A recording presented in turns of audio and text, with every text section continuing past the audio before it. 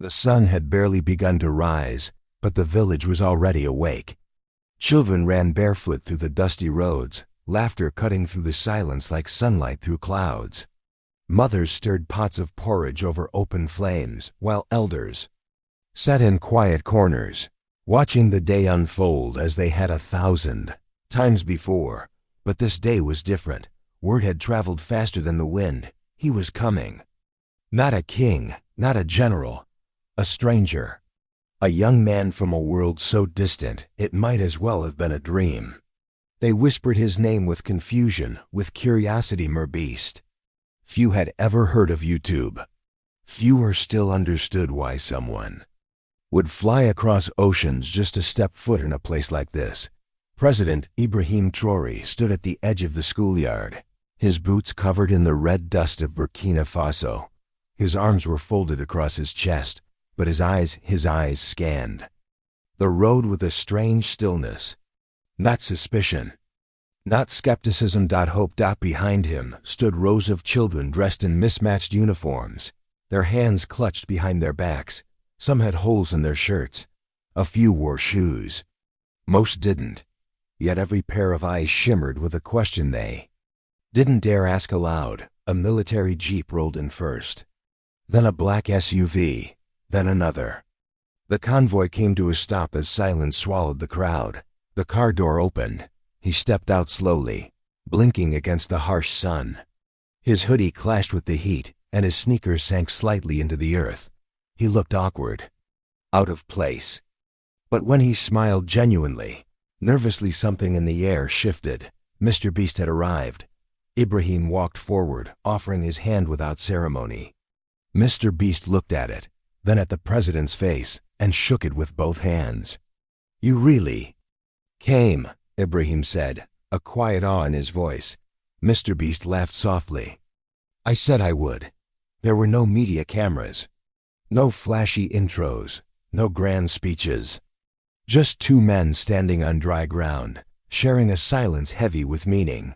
He had seen the video by accident. Late one night in his studio, between editing challenges and budgeting giveaways, he stumbled across a clip buried in the shadows of the internet. A girl, maybe 7, speaking softly into a camera. Her classroom had no walls. Her desk was a broken bench. And yet, she smiled when she said, "I want to become a doctor to help my village." He watched it 3 times. Then he didn't sleep. He reached out through back channels, emails, quiet phone calls. A single message made its way to Ibrahim. "If you give me permission, I want to build her a school." Ibrahim hadn't believed it at first. People say many things in politics, especially those from outside, especially the rich. But this one kept his word. Now here he was, standing in front of a chalkboard made of painted cement, listening as the girl whose video changed everything read aloud from a tattered notebook. She paused halfway through, looked at MrBeast, then at Ibrahim, then lowered her eyes. MrBeast kneeled beside her. "What's wrong?" "My shoes broke this morning," she whispered. "I didn't want to be late." He didn't say anything. He just looked at her feet, bruised, dust-covered, raw. Ibrahim turned his head slightly, swallowing something heavy. Later, after the ceremony was over, after the applause faded, and after the children ran off to play in their new courtyard, the 2 men sat under a neem tree, a jug of warm water between them. No aides, no guards. "You know," Ibrahim said, "when I first heard your name, I thought someone was joking." MrBeast chuckled. "You're not the first, but you came. Most people don't come." MrBeast stared into the horizon. "I don't know how to explain it. I've built wells, homes, hospitals, but when I saw her eyes, it was like the world dared me to show up. I had to." The sun dipped lower. The colors of the village turned gold. "Do you ever feel," Ibrahim asked, "that no matter how much you give, it's never enough?" MrBeast looked at him, surprised. "All the time. I'm president." Ibrahim continued. "People think that means power, but some nights I walk through these villages and see things no budget can fix. No speech can change, and I feel helpless. MrBeast nodded. I feel that too, except I point a camera at it. They sat in silence. Again, two men from opposite worlds, united by something neither of them could name. Why do you do it? Ibrahim asked. Really?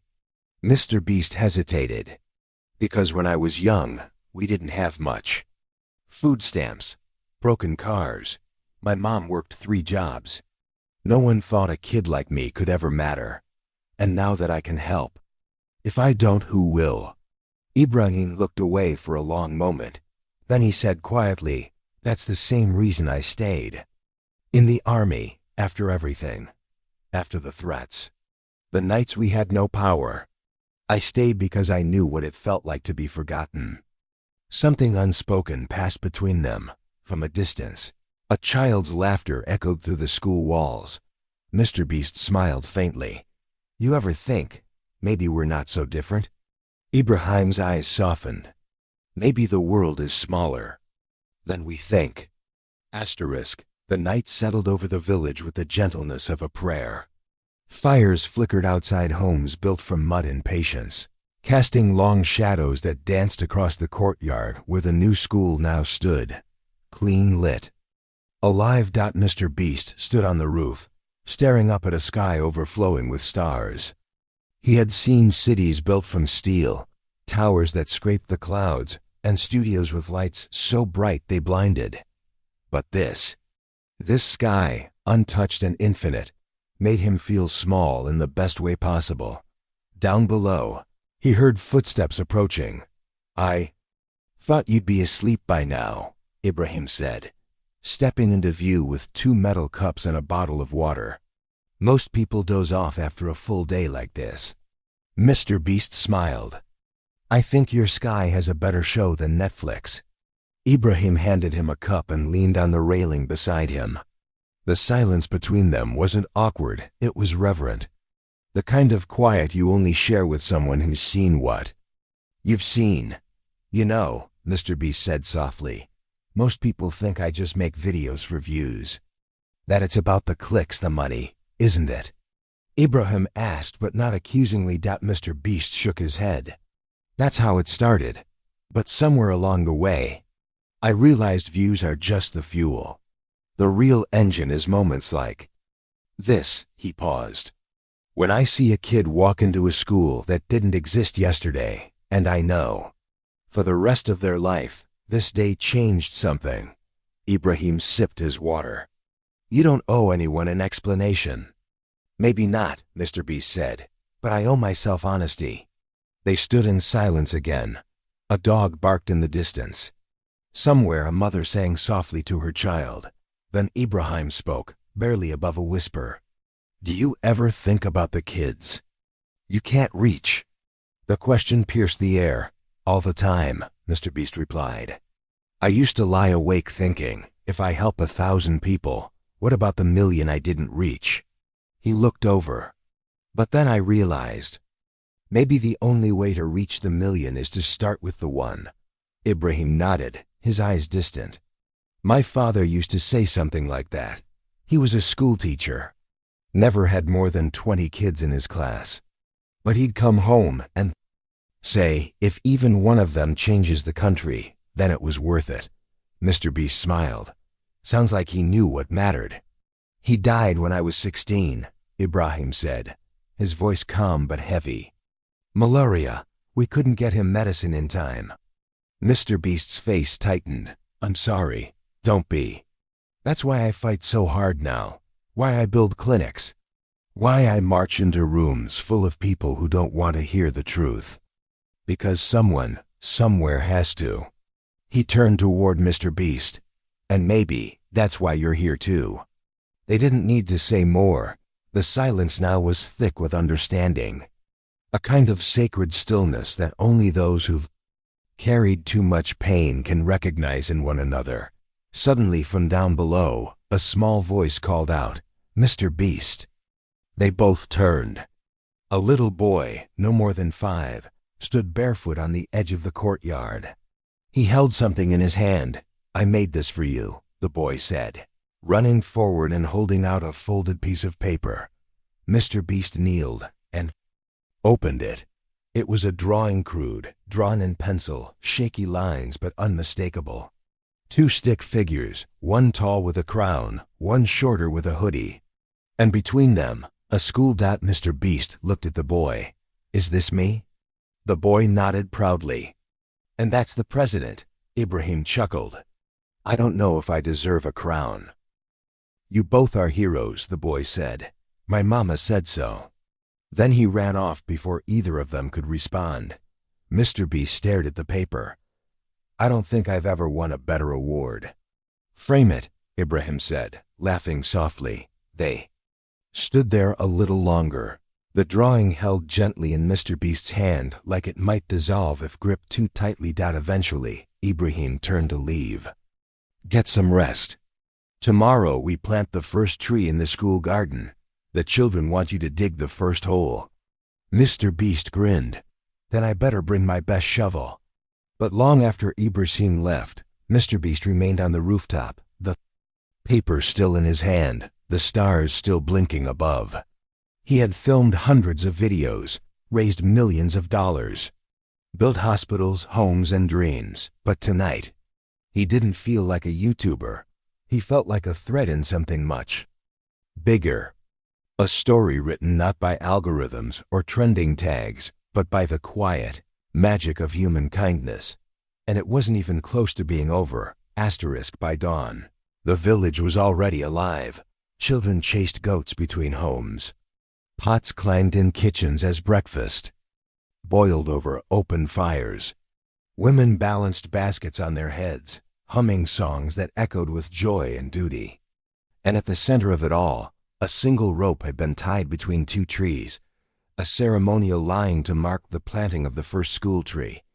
MrBeast stood beside Ibrahim, holding a rusted shovel with both hands, his shoes covered in dust.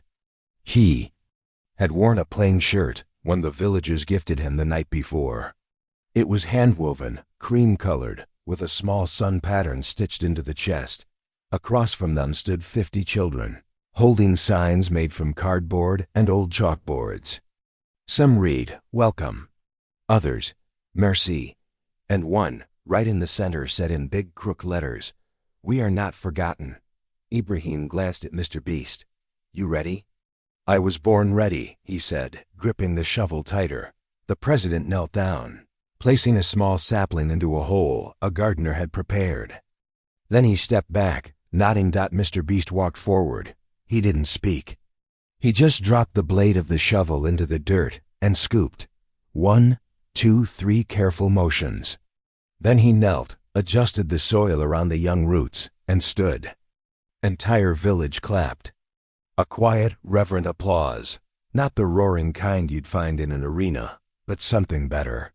Something full of soul. Ibrahim stepped beside him. They will remember this day forever. MrBeast smiled, a hint of emotion behind his eyes. So will I. After the ceremony, they walked toward the river. It was a small stream, not deep, with wildflowers growing along the edge.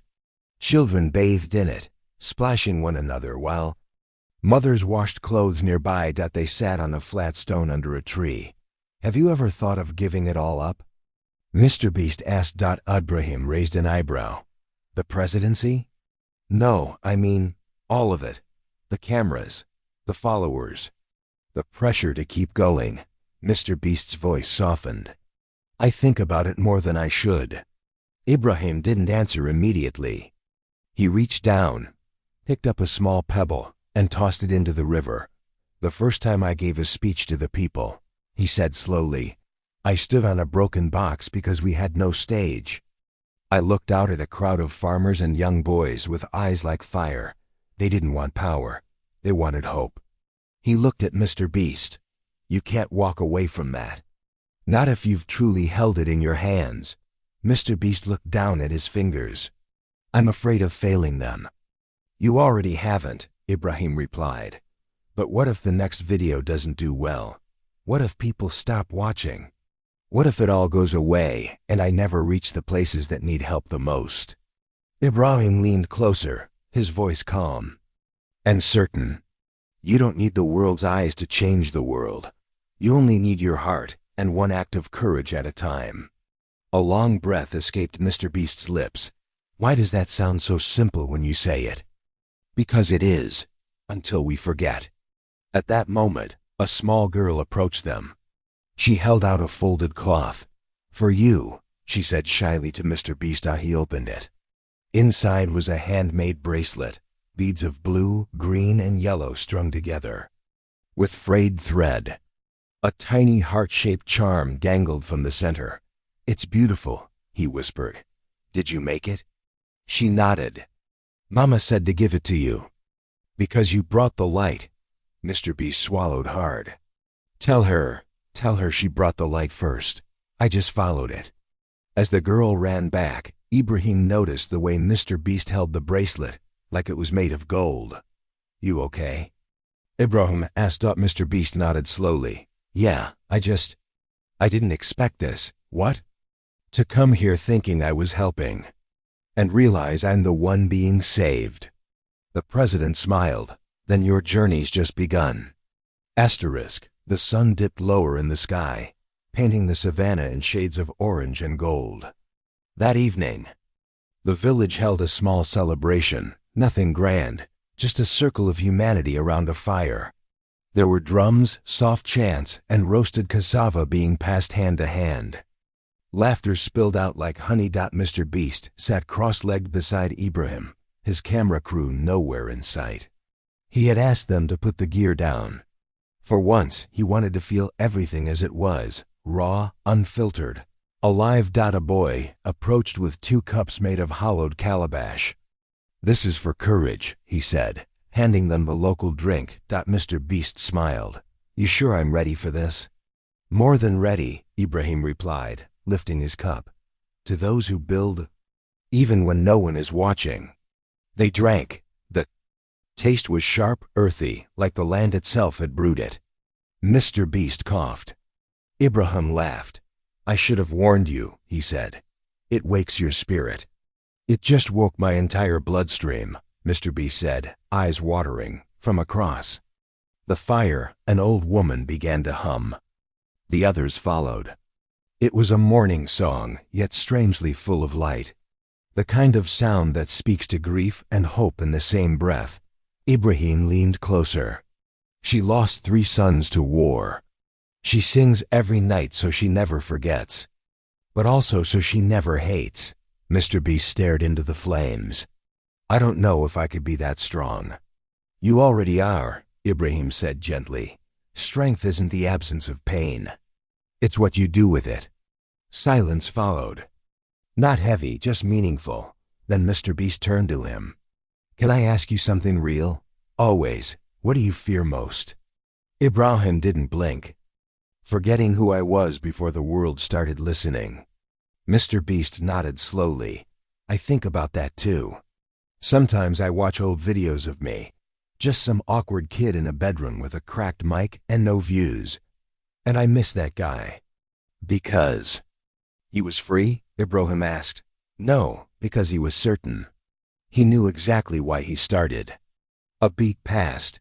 Ibrahim pulled something from his pocket. A worn-out compass with a cracked glass face. This was my father's. He was a hunter. Said no matter where he went, if he had this in his heartbeat, he'd find home. He placed it in MrBeast's hand. Sometimes the map changes, but the compass never lies. MrBeast held it like it was sacred. Are you sure? I have another one, Ibrahim smiled. Here. He tapped MrBeast's chest. Right there. They both laughed quietly. The night wound on. Stories were told. A boy did a magic trick with rocks. A goat escaped from its rope and ran through the gathering, causing chaos and giggles. But later, when the stars were high and the fire low, MrBeast walked alone to the edge of the village, where the trees whispered and the wind carried secrets. He stared up at the sky. I don't know what I did to deserve this day, he whispered, tears gently sliding down his face. But I'll never forget it. Behind him, a voice spoke. You didn't earn it. You became it. It was Ibrahim. He joined him, silent for a moment. Tomorrow we go to the mountain school. They've been waiting for weeks. Some of the kids walk 5 miles every morning. MrBeast wiped his eyes. Then we'll walk too. You sure? He nodded. If they can do it, I have no excuse. Ibrahim smiled, proud and quiet. Then we leave at sunrise. As they turned back toward the firelight, MrBeast said softly, "Thank you for letting me come here. Not just to film, but to feel." Ibrahim placed a hand on his shoulder. "The world knows your name, but now it knows your heart." The morning air was sharp, full of dew and promise. As the horizon stretched its first golden fingers over the village, MrBeast stood ready, not with a camera, not with lights, but with a small bag slung over his shoulder and dust already. Clinging to his shoes, Ibrahim joined him silently. No grand speech, just a nod. They began walking. The path twisted through hills and valleys, past women drawing water from wells, children waving with sleep still in their eyes, goats crossing. With no urgency at all. There was rhythm to it, the sounds of sandals on earth, birds calling from trees, and the occasional laughter from MrBeast as he stumbled on loose stones. After 2 hours, they reached a clearing. A young boy, barefoot and barely 8, walked. Beside them, with a book balanced on his head and his little sister tied to his back. He grinned up at MrBeast. "You're slow," the boy teased. MrBeast burst out laughing, breathless. "You're fast. I've been walking this way since I could remember," the boy said proudly. MrBeast looked down at his hands, calloused and bruised. "You're stronger than most people I know." "Not stronger," the boy replied. "Just used to it." That line struck something deep. When they finally reached the mountain school, a humble building made of stone and tin, perched on a ridge with a view that could silence the loudest heart, there were already dozens of children waiting. Some clapped. Some jumped up and down. Others stood quietly, their eyes wide, unsure if the man they saw on screens had truly appeared in their world. MrBeast stepped forward. Slowly, one girl offered him a drawing, stick figures of him and Ibrahim holding hands, standing next to a massive sun with a smiling face.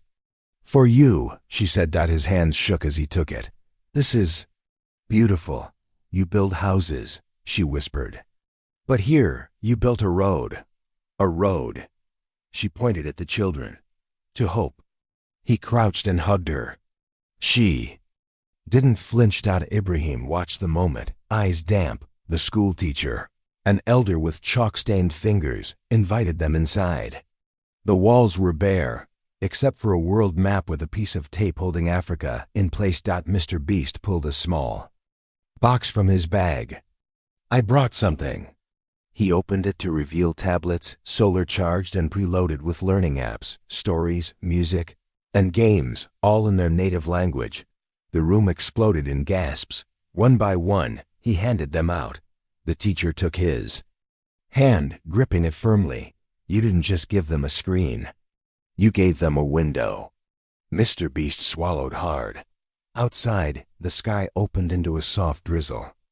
But the children ran out into it, spinning, screaming with joy, holding the tablets above their heads like trophies. Ibrahim leaned in. "When rain falls in this season, we call it the sky's approval." MrBeast looked up, arms outstretched, back. In the village that evening, the celebration had a different tone. It wasn't about fame or money or even achievement. It was gratitude, quiet, wide, and shared. MrBeast sat under a tree with an old woman who offered him roasted plantains. She didn't speak English, but her eyes said everything. He bowed respectfully before taking the food. Then a man came running toward them, clutching a radio. "There's news," he said. The president looked up. "From the north, a village struck by sudden flooding, many displaced." Ibrahim's expression shifted. Calm, focused, but heavy. MrBeast leaned in. "Let's go." "You don't have to," Ibrahim said softly. But I want to, MrBeast insisted. You welcomed me into your world. Let me walk it with you. Within an hour, they were on the move. A convoy packed with supplies, medics, and volunteers. The flood site was chaos, homes half submerged, children clinging to trees, women clutching. Soaked belongings. Without hesitation, Ibrahim stepped into the water, lifting a toddler from a makeshift raft. MrBeast followed, helping an elderly man wade to safety. There were no cameras. Just hearts in action. Hours later, soaked and exhausted, MrBeast sat on a stone wall, watching the horizon. Ibrahim handed him a dry cloth. Most people wouldn't have come. MrBeast shook his head. Most people haven't seen what I've seen this week. He paused. I used to think changing the world meant giving big things. Going viral, hitting milestones. But maybe it's something smaller. Like what? MrBeast looked up. Showing up. Ibrahim nodded slowly. Sometimes presence is the gift. They sat in silence as night crept in, broken only by distant singing, voices rising from the shelters, from people who had lost everything, still finding reason to sing. MrBeast wiped his face with the cloth. You ever get tired? Yes, Ibrahim said honestly. But never of doing good. He turned to him. That's why I needed you here.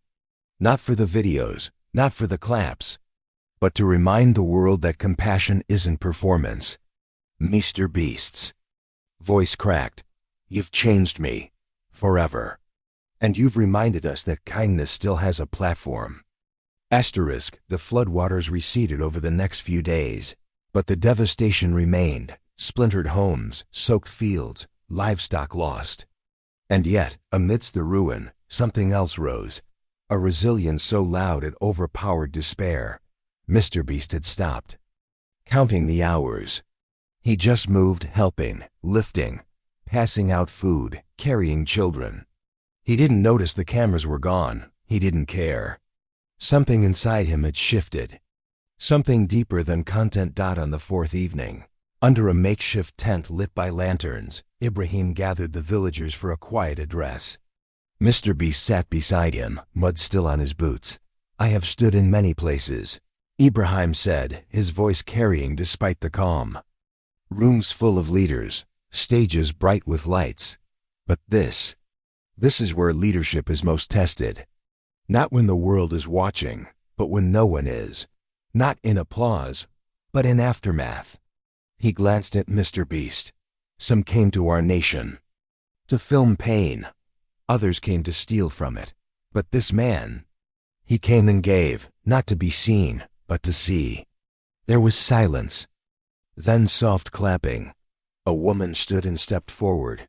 The same woman who had lost her child in the flood. She looked directly at MrBeast. My son. He loved videos, she said slowly, in broken English. He would laugh loud. Point at you on screen. MrBeast's eyes burned. I thought God took him. But maybe he sent you here to show me joy not gone. She touched his hand, trembling. Thank you. MrBeast couldn't speak. He simply bowed his head, tears dripping into his lap. Later that night, Ibrahim and MrBeast walked alone beneath the stars. The road was silent. The air smelled of ash and damp grass. MrBeast finally spoke. You were right, he whispered. About what? That not everything can be measured. Views, likes, even money. This week taught me something I never knew I needed. He stopped. Purpose. Ibrahim looked at him with warmth. And what will you do with that purpose? MrBeast took a deep breath. Use my voice, my reach, not to go viral, but to go deeper. Ibrahim placed a hand on his shoulder. Then your journey is just beginning. They stood together at the edge of a ridge, overlooking the quiet camp below. Fires flickered. Laughter rose in pockets. Life, stubborn and soft, carried on. I'm going to tell this story, MrBeast said. Not the flashy version. The real one. I know you will, Ibrahim replied. They didn't need to say more. The next morning, As Mr. Beast boarded the small plane that would carry him away from the village, dozens gathered to wave goodbye. Children held signs, drawn with crayons. And hope. "Thank you, Jimmy. Come back. We love you." As the engine roared, Mr. Beast pressed his forehead to the window, hiding his face from the cameras inside. His heart felt full, heavy, yes, but full. And as the plane lifted off, he looked out one last time at the land that changed him. The president stood still, hand raised. Not in power, but in peace. Mr. Beast raised his hand back. They didn't wave goodbye. They waved forward.